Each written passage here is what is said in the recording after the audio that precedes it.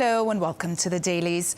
International headlines today were driven by political scandal, geopolitical tension and deepening transatlantic unease. From the dramatic fall of Peter Mandelson in Britain to fears of escalation with Iran, divisions over Ukraine and mounting fallout from Donald Trump's tariff defeat, the headlines reflect a world grappling with instability at home and abroad. We'll start with British and European media today, which focused on political scandal, war anxiety and internal fractures. In the UK, headlines are dominated by the dramatic fall of Peter Mandelson amid Epstein revelations and questions over Labour's judgment. Across Europe, attention is on rising fears of escalation over Iran, Hungary blocking EU support for Ukraine, and unease over Trump's trade and security policies. The Times examines why Peter Mandelson was arrested, focusing on whether his relationship with Jeffrey Epstein crossed the line into misconduct in public office. The piece highlights emails suggesting Mandelson shared sensitive government information, discussed policy matters with a private individual, and received money linked to Epstein. While no conclusions on guilt are drawn, the report notes the case raises serious questions about judgment, conflicts of interest, and the handling of confidential information at the highest levels of government. The Telegraph explains that despite his status, Peter Mandelson was treated as an ordinary suspect after his arrest on suspicion of misconduct in public office. The analysis notes police followed standard procedure from arrest at home to fingerprinting, DNA collection and hours of questioning. The piece underscores the Metropolitan Police's effort to demonstrate procedural neutrality amid scrutiny over Mandelson's links to Jeffrey Epstein, emphasizing that no special treatment was afforded as investigators probe serious allegations of abuse of office.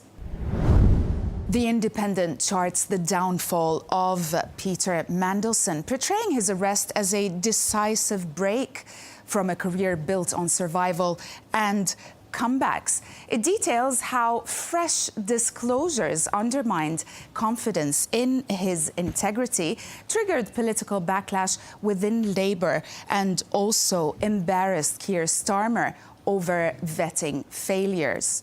The piece argues the scandal marks an irreversible end to Mandelson's influence.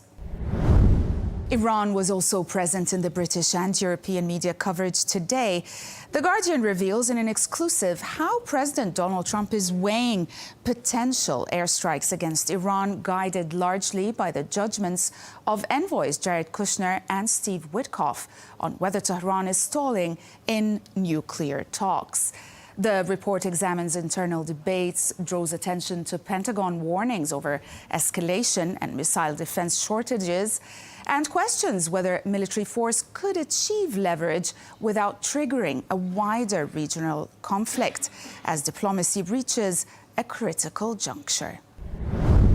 The possible strike on Iran also grabbed attention in the US. The New York Times focuses on a contradiction between President Donald Trump's public claims and the private advice of his top general on Iran. The piece explains how Trump says Dan Kane believes any military action would be easily won, while officials say the general has privately warned the White House of serious risks, including potential casualties and strain on U.S. forces. The piece contends the disconnect raises questions about how military assessments are being portrayed. Ali Hashim wrote in Foreign Policy, arguing the United States is fundamentally misreading Iran by assuming military pressure or limited strikes can coerce concessions without triggering a wider war. The author contends that Washington views force as a tool of calibrated signaling, while Tehran increasingly frames the conflict as one of ideological and existential survival. Drawing on Iran's drone warfare strategy, proxy networks, and Supreme Leader Ali Khamenei's confrontational rhetoric, the piece warns that escalation would likely spread horizontally across the region. A U.S. strike, it concludes, may start a war the United States cannot control.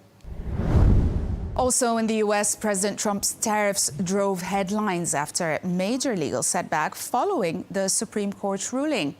Coverage emphasized the court's rebuke Trump's rapid move to new tariff powers and rising economic uncertainty as businesses brace for continued trade disruption. The Wall Street Journal had something to say about this in its editorial, arguing that President Donald Trump is compounding his tariff defeat by reviving outdated trade laws rather than stepping back. The piece criticizes his use of Section 122, a relic of the Bretton Woods era, it says, as legally shaky, economically misguided and politically risky. The article also warns that the move prolongs uncertainty for businesses, invites further court challenges, delays tariff refunds, and could also damage Republicans ahead of midterms, portraying Trump as ideologically fixated on tariffs despite mounting costs. Back to foreign policy, which asked, what's next for Trump's trade war?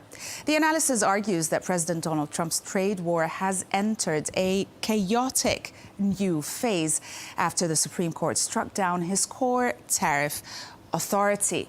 It explains that rather than retreat, the administration is scrambling to preserve tariffs through legally shaky backup measures, throwing existing trade deals into doubt and alarming allies. The piece questions the legality and coherence of these fallback plans, highlights mounting pressure over refunding illegally collected tariffs, and suggests the turmoil could finally force Congress to reassert control over U.S. trade policy after decades of executive dominance. In Europe, also, the media portrayed Trump's tariffs as destabilizing and unreliable, highlighting frustration over broken assurances, legal uncertainty after the Supreme Court ruling, and fears that erratic U.S. trade policy could undermine transatlantic ties and business confidence. The Irish Independent warns of a looming transatlantic trade clash as the European Commission pushes back against President Donald Trump's new tariffs following a Supreme Court ruling. The analysis argues that Washington's breaching the 2025 EU-US trade deal raises doubts over whether agreed tariff ceilings still apply and highlights fears that Europe's competitive position has been eroded. The piece underscores EU frustration with unpredictability and signals readiness for confrontation if clarity is not provided.